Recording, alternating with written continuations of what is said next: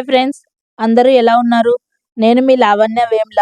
Today video వచ్చేసేసి వనభోజనానికి కార్తీక మాసంలో వెళ్ళాం ఫ్రెండ్స్. అక్కడైతే మేము ఏ విధంగా పూజ జరుపుకున్నాము, నేనైతే అక్కడ వెలిగించడానికి ప్రమిదను ఏ విధంగా తయారు చేసుకున్నాను అని చెప్పి, వనభోజనం అంటే ఏమిటి, కార్తీక మాసంలో వనభోజనం ఎందుకు చేస్తారు, మనకు వచ్చే హెల్త్ బెనిఫిట్స్ ఏంటి, ఎందుకు కార్తీక మాసంలో పెద్దలు ఈ పద్ధతి అనేది పెట్టారనేది అయితే నేను మీకు ఈ వీడియోలో వివరిస్తాను. వీడియో కంప్లీట్‌గా చూడండి, ఎక్కడ స్కిప్ చేయకుండా. మనమైతే ప్రమిద కోసం ముందుగా అయితే అందులో పసుపు, కుంకుమ, అరటిపండు ఉంటే గనుక అరటిపండు, కొద్దిగా పాలు వేసి మనము ప్రమిదనైతే తయారు చేసుకోవాలి. అందులో కొద్దిగా బెల్లాన్ని కూడా మిక్స్ చేసుకోవాలి. ఇది వెలిగించిన తర్వాత మనము ఈ దీపాన్నైతే మనము దీపం శాంతి అయిన తర్వాత ఈ ప్రమిదనైతే మనము ఆవుకు తినిపించొచ్చండి. చాలా మంచి జరుగుతుంది ఫ్రెండ్స్ ఈ విధంగా చేయడం వల్ల. వనము అంటే అనేక వృక్షముల సముదాయం. ముఖ్యంగా రావి, మర్రి, మారేడు, మద్ది, మోదుగ, జమ్మి, ఉసిరి, నేరేడు, మామిడి, వేప, పనస ఇత్యాది వృక్షాలలో తులసి, అలాగే అరటి చెట్లు కానివ్వండి, జామ చెట్లు కానివ్వండి, కొబ్బరి, నిమ్మ మొక్కలలో రకరకాల పూల మొక్కలతో కూడి ఉంటుంది వనము అంటే. దాహం వేస్తే దాహం తీరడానికి ఒక బావి కానీ, చెలిమ కానీ, అక్కడ బోర్ కానీ, అక్కడ సెలయేరు కానీ ఏదైనా ఉంటుంది. అడవి కాదు వనము అంటే ఫ్రెండ్స్. వనము అంటే పొలాలు, ప్రకృతి అన్నీ నిమగ్నమై ఉన్న పొలాలని మనము అక్కడ సాధు జంతువులు, జింకలు కానివ్వండి, కుందేళ్ళు, నెమళ్ళు, చిలుకలు మొదలైనవి అక్కడ తప్పకుండా నివసిస్తూ ఉంటాయి. దానిని వనము అంటారు.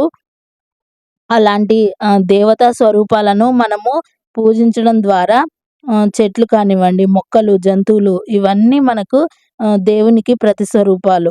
మన భారతదేశం ప్రశాంతతకు, పవిత్రతకు అలవాటైన తపోభూమి ఫ్రెండ్స్.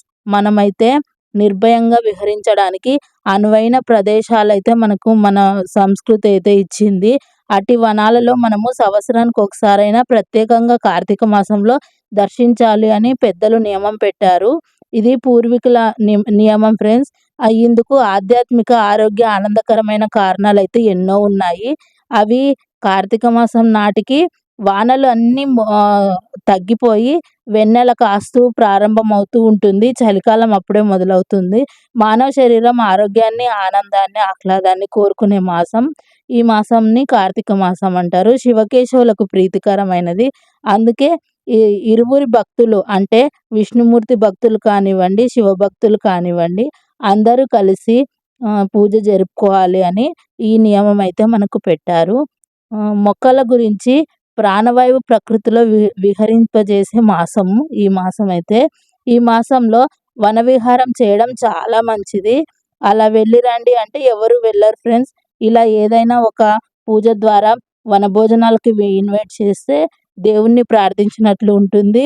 భోజనం కూడా మనము స్వీకరించినట్లు ఉంటుంది, ప్రసాదం అని. అందరూ కంపల్సరీగా అటెండ్ అవ్వడానికి ట్రై చేస్తారు. అందుకే అయితే ఇలాంటి వనభోజనాల పద్ధతులను అయితే పెద్దలు మనకు పెట్టారు. ఈ పద్ధతుల ద్వారా మనకి ఆకలి తీర్చి భక్తిని పెంచే స్వార్థంతో పరమార్థాన్ని వెతుక్కోవాలి అంటారు ఫ్రెండ్స్, మన ఆరోగ్యం కోసం.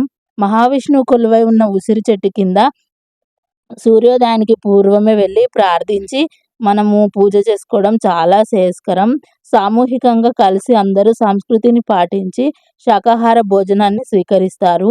మనము ఆరోగ్యాన్ని పెంపొందించుకోవడానికి మనమైతే ఇలాంటి నియమాలను పాటిస్తాం. నియమ నిబద్ధతలతో నివేదనలుగా కొసరి ప్రేమతో మనమైతే పెడుతూ ఆహారాన్ని స్వీకరించి మన బంధుమిత్రులను, స్నేహితులను, తెలియని వారిని కలిసి మనమైతే ఈ వేడుకలైతే జరుపుకుంటాం. ఆటలు, పాటలు, కొత్త స్నేహాలు, బంధువులు, మిత్రులు ఆనందంగా గడిపి కొత్త బంధుత్వాలను ఏర్పరచుకుంటారు. మన పెద్దలు ఇలాంటి వనభోజనాల నియమాన్ని కనిపెట్టారు.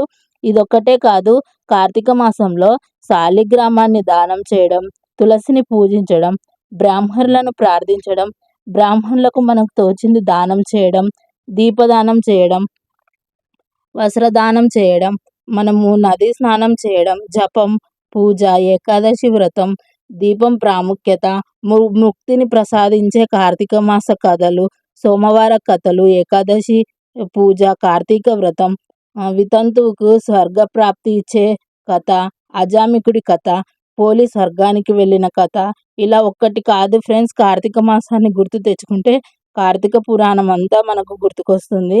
మనమైతే ఇలాంటి వేడుకలు జరుపుకొని దేవుణ్ణి ప్రార్థించడం వల్ల మనం ఆహ్లాదాన్ని, ఆనందాన్ని పెంచి మనసైతే ప్రశాంతంగా ఉంచుకుంటాము. వనభోజనాలకి ముఖ్యంగా మనము నేచర్‌తో అంటే ప్రకృతితో మనం సముదాయం చేసుకునే ఒక వేడుకగా మనం చెప్పుకోవచ్చు. మనమైతే కార్తీక మాసంలో ఏదైనా ఒక ఇబ్బంది వల్ల మనము సంవత్సరం మొత్తం పూజ జరుపుకోలేనప్పుడు మనము కార్తీక మాసంలో అయితే కార్తీక పౌర్ణమి రోజు కానివ్వండి, సోమవారం కానివ్వండి, లేకపోతే మీకు వీలున్నప్పుడు కార్తీక మాసంలో ఏదైనా ఒక రోజు, రోజుకు 2 ఒత్తుల చొప్పున మనమైతే పూజ జరుపుకోలేనప్పటి దోషం పోవటానికి మనం ఈ విధంగా అయితే మనం దీపం వెలిగించుకొని పూజ చేసుకుంటాము.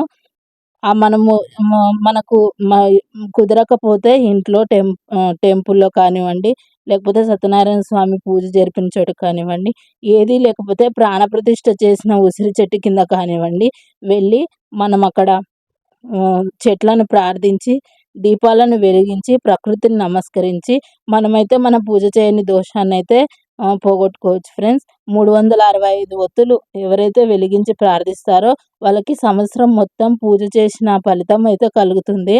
మనము ఈ విధంగా పూజ జరుపుకొని సామూహికంగా కలిసి ఉండడం వల్ల మనకి తెలియని బంధుత్వాలు ఏర్పడతాయి.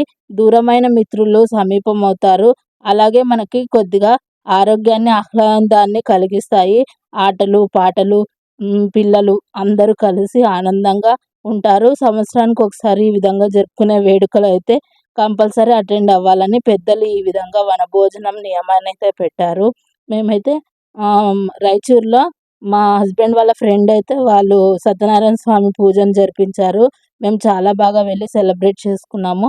వీడియో కంప్లీట్‌గా చూసి మీకైతే వీడియో నచ్చినట్లయితే ఫ్రెండ్స్ అండ్ రిలేటివ్స్‌కి షేర్ చేయండి. మోర్ ఇన్ఫర్మేషన్ కోసం లావణ్య హెల్త్ అవేర్‌నెస్ ఛానల్ చూస్తూ ఉండండి. ఛానల్ సబ్స్క్రైబ్ చేసుకోండి. Thank you for the watching. Have a nice day. Thank you so much. ప్రణమామి సదా శివలింగం